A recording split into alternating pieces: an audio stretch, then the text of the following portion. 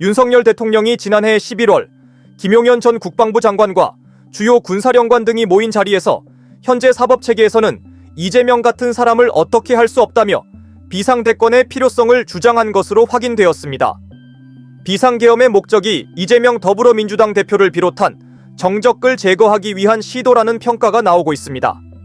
검찰 비상계엄 특별수사본부는 지난해 여인형 전 방첩사령관을 조사하면서 비상계엄 당시 체포 대상자들에 대한 대통령의 비판적인 언급이 있었다는 취지의 진술을 확보했습니다. 여 전 사령관은 2024년 10월 11월 무렵 대통령이 현재의 사법체계, 형사소송법, 방탄국회, 재판 지연 상황에서는 이재명 대표 같은 사람을 어떻게 할 수 없다. 비상대권을 통해 조치해야 한다고 말했다고 진술한 것으로 전해집니다.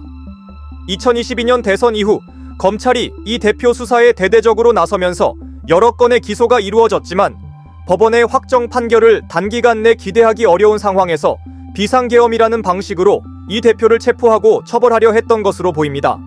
이 대표뿐만 아니라 비상계엄 당시 체포 명단에 올랐던 인물들도 대부분 대통령이 부정적으로 평가했던 인사들이었습니다.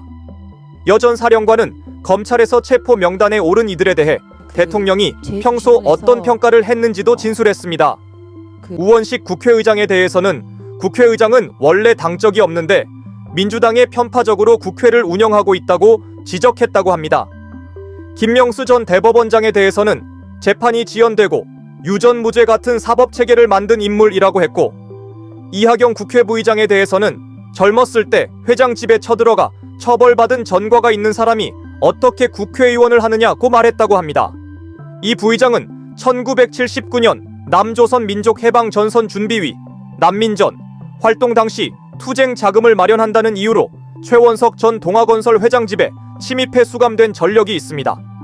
박근혜 정부 시절 대구고검에 좌천돼 있던 대통령에게 총선 출마를 권유했을 정도로 가까웠던 양정철 전 민주연구원장에 대해서도 부정선거와 관련해 부정적으로 언급하며 배척했다고 합니다. 조혜주 전 중앙선거관리위원회 상임위원도 부정선거와 연관해 비판했다고 전해집니다. 김민석 더불어민주당 의원에 대해서는 이재명 대표와 가깝고 내 대한 정치적 공격을 많이 했다. 종북주사파 핵심이라고 평가했고, 김 의원의 형인 김민웅 촛불행동 대표도 김 의원과 비슷한 이유로 싫다고 말했다고 합니다. 방송인 김어준에 대해서는 여론조사 기관을 운영하며 여론을 조작했다고 평가한 것으로 알려졌습니다. 양경수 민주노총 위원장에 대해서도 민주노총 간첩단 사건과 관련해 부정적으로 언급한 것으로 전해집니다. 대통령은 지난해 여름 무렵에도 이른바 품평회를 이어갔다고 합니다.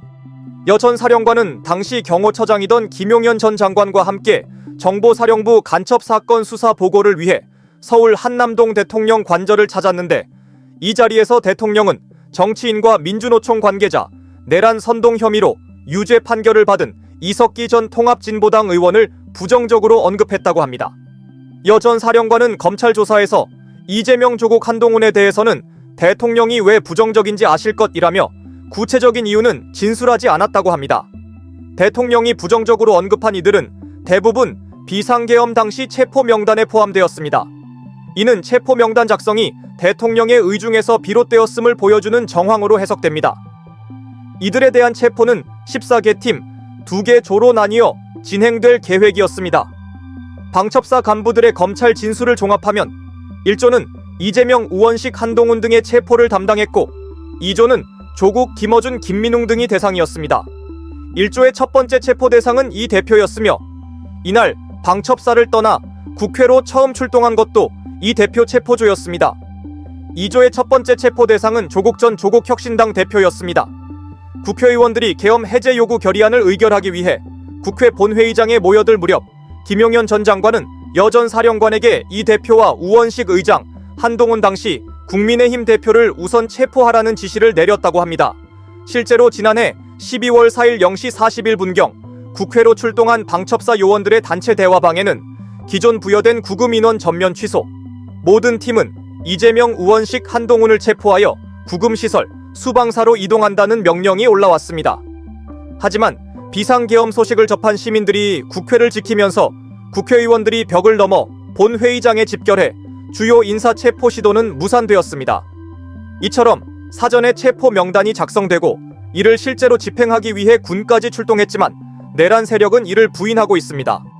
김 전 장관은 지난달 23일 대통령의 탄핵 재판에서 대통령에게 정치인 체포 지시를 받은 적이 없다며 포고령 위반 우려 대상자를 몇 명 불러주며 동정을 살피라고 여전 사령관에게 지시한 것이라고 주장했습니다. 모든 정황이 윤석열을 향하고 있는 와중에도 탄핵을 반대하는 이들은 제발 정신을 차리시길 바랍니다. 정알몬 뉴스였습니다.